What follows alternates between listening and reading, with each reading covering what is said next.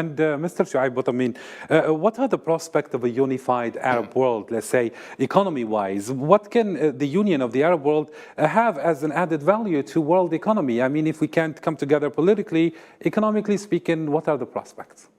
Yeah, agreed. I believe that the Arab world with very high, very important GDP, $2.8 trillion.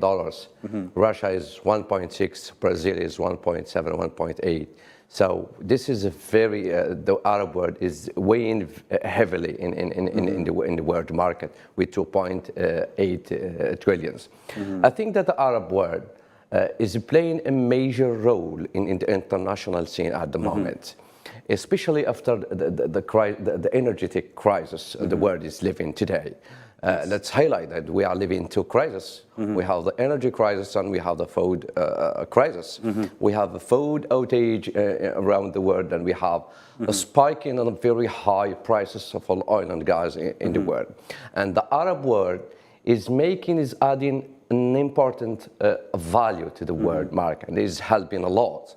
Algeria, for example, has really added really a good value by increasing its oil and gas production, and especially natural gas.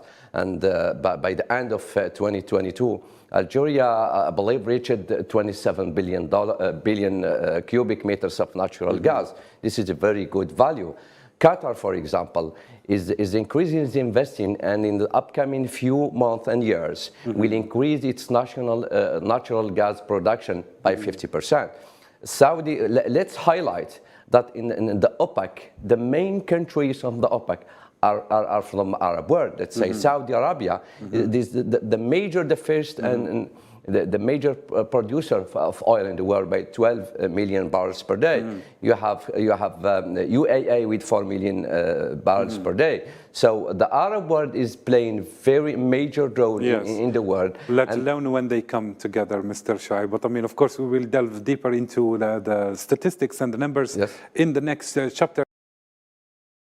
And let me redirect this question to you, Mr. Choeib Boutamine. As we speak about the economic point of view here, how badly this war needs to stop, I mean, in order to, let's say, recover the world economy? And what's Europe's plan to steer away from the dependence on Russian energy? And what options do the West have? I mean, at least in the short, medium, and long term, perhaps.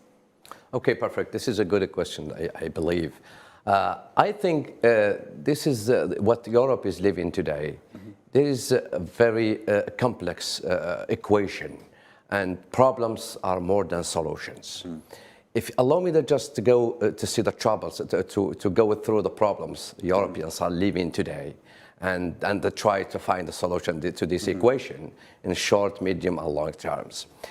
The war started in last February between Russia and Ukraine, and weeks after weeks, Russia and the tension started rising between Europeans and Russia and the United States also. So the problem that the Russians, they were cutting gas sometimes, and it was like troubles between them. The solution, the issue that arrived to last July or August, when we had very, very short supplies of natural gas and oil also to the European Union.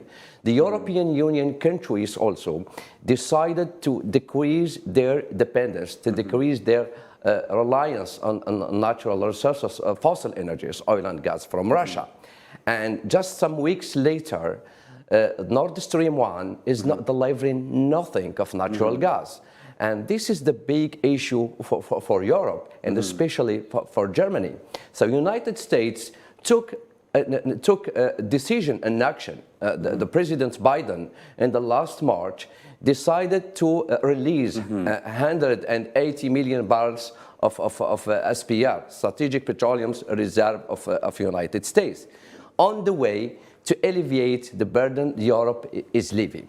I think Europeans today are paying the cost of energy bill very expensive.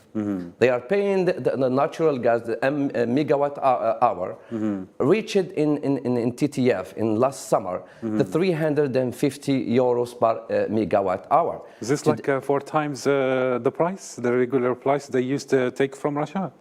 No, more. In the January 2021, the price of megawatt was like 20 or 30 euros. So the equation now is very difficult for Europe. And the major problem that complicated the problem, I believe, when they imposed a price cap on the oil and the Russian oil, 60 euros. And later on, some days later, they decided to cap also the natural gas with 180 euros per megawatt hour. This is a very complex situation Europeans are living in, and they are in deadlock situation. So just they decided in the beginning of December, by the end of December, the President Putin answered them and declared that he will not deliver any supplies of oil to European Union by February.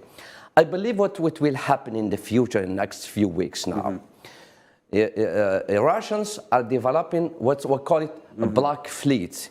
It's like a black fleet is like some vessels, some tankers that will bring oil to another market, and we are creating a kind of speculations in the oil and gas. We are creating like a new traders of the oil and gas market. So instead that the state to deal with the state, in the future we are opening doors to speculators, and the Europeans may buy the oil and gas from a third party with a very that is coming perhaps from Russia. Even. Exactly, and a very high price. So I believe in the next 2-3 months, the oil prices will stay between 80 and 90, but I believe the Russians will make a structure of their fleets of tankers of oil and gas. I believe that oil and gas will go higher. If we go to the solutions of the European unions, they are investing a lot of money in the renewable energies. But the problem of renewable energies, it takes time. It takes time to make investment, and we need fossil energies to invest in renewable energies. And the problem of renewable energies, when we have troubles in weather, very bad weather conditions, as it's happening in the United States now, if you look at the wind turbines, you see they are stalled, they cannot turn. So they deliver almost zero energy. So if the Europeans want to find best solutions in the next future, I think that they have to find a new providers of oil and gas. Because such as? Sorry? Such as? New providers? Such as third parties, I believe, or maybe Algeria, but you need investment. It's not really easy. No country can replace the supplies of natural gas, because for example, it's very Russia, substantial. More than 155 billion cubic meters of natural gas from Russia. So the situation in Europe now is very difficult. So the prices are surging and spiking. Only time shall tell how perhaps we can solve this dilemma.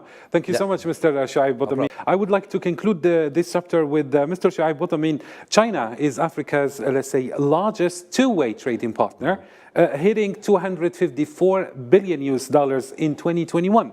So, exceeding by a factor of 4 the US-Africa trade. China is the largest provider of foreign direct investment, supporting hundreds of thousands of African jobs. So this is roughly double the level of US foreign direct investment. What can you tell us about this strategic partner for Africa and the Arab world? And you told me earlier that you would like to say one thing or two about the conflict in Taiwan. Yeah, exactly. I think we have been hearing for many decades about the Cold War.